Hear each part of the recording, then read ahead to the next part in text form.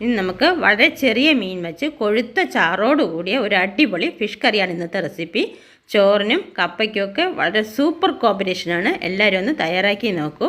അതിന് ഞാനിവിടെ എടുത്തിട്ടുള്ളത് 250 ഗ്രാം ചെറിയ മീൻ ക്ലീൻ ചെയ്തതാണ്, വളരെ ചെറിയ മീൻ. ഇതിലേക്ക് ആവശ്യമായ മുളക് പൊടി ചേർത്ത് കൊടുക്കാം. എരിവിന് വേണ്ടി ഞാനിവിടെ 1.5 സ്പൂൺ ചേർത്തു. 1/4 സ്പൂൺ മഞ്ഞൾപ്പൊടിയും ആവശ്യത്തിന് ഉപ്പും അതുപോലെ ഒരു നാരങ്ങയുടെ പകുതിയും പിഴിഞ്ഞൊഴിച്ചു കൊടുക്കാം.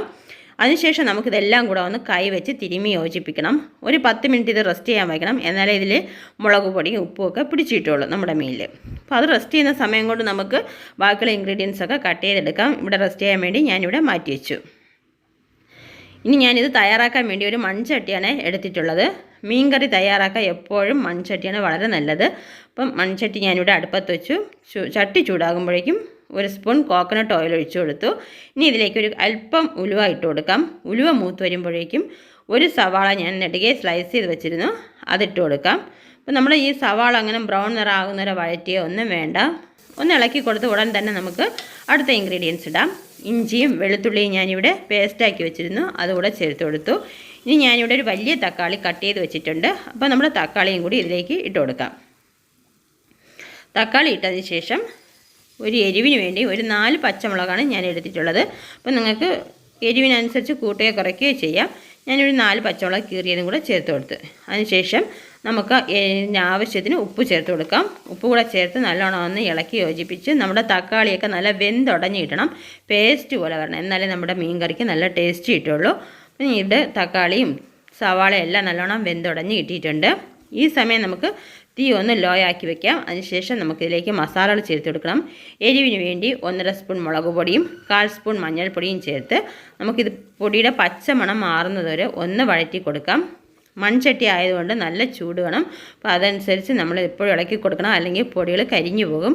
ഇനി ഈ സമയം നമുക്ക് നേരത്തെ മസാല പുരട്ടി വെച്ചിരുന്ന മീൻ ഇട്ട് കൊടുക്കാം. മീൻ കൂടി ചേർത്ത് കൊടുത്ത് ഒന്ന് ചെറുതായിട്ട് ഇളക്കി കൊടുക്കണം. മീൻ പൊടിഞ്ഞു പോകാതെ വളരെ സൂക്ഷ്മതയോടെ ഇളക്കിയിട്ട് കൊടുക്കാം. മീനും ഇളക്കിയിട്ടതിന് ശേഷം നമുക്കിതിലേക്ക് കുക്കാവാൻ ആവശ്യമായ വെള്ളം ഒഴിച്ചു കൊടുക്കണം. ഞാനിവിടെ 1 കപ്പ് വെള്ളമാണ് ചേർത്ത് കൊടുക്കുന്നത്. നിങ്ങൾക്ക് ഗ്രേവി എത്രയാണോ ആവശ്യം അതിനനുസരിച്ച് വെള്ളം ചേർത്ത് കൊടുക്കാം. നമ്മുടെ ഗ്രേവി നല്ലോണം കുറുകി കൊഴുത്ത ഒരു കൺസിസ്റ്റൻസിലാണ് കിട്ടാനുള്ളത്. അപ്പോൾ അതനുസരിച്ച് വെള്ളം ചേർത്ത് കൊടുക്കുക. ഈ സമയം നമുക്ക് ഇതിലേക്ക് ആവശ്യമായ പുളിയും ഉപ്പും ചേർത്ത് കൊടുക്കണം. ഞാനിവിടെ വാളംപുളിയാണ് എടുത്തിട്ടുള്ളത്.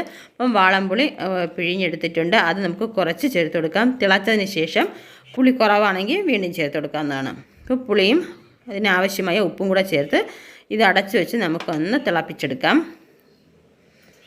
വളരെ പെട്ടെന്ന് തയ്യാറാക്കാൻ പറ്റുന്ന ഒരു അടിപൊളി ഫിഷ് കറിയാണ്. എല്ലാവരും ഒന്ന് തയ്യാറാക്കി നോക്കൂ. നമ്മുടെ മീൻ കറി ഇവിടെ തിളച്ച് വന്നിട്ടുണ്ട്. നല്ലൊരു അടിപൊളി മണമൊക്കെ കിട്ടുന്നുണ്ട്. സൂപ്പറായിട്ടുള്ളൊരു മണമാണ്. എല്ലാവരും ഒന്ന് തയ്യാറാക്കി നോക്കൂ.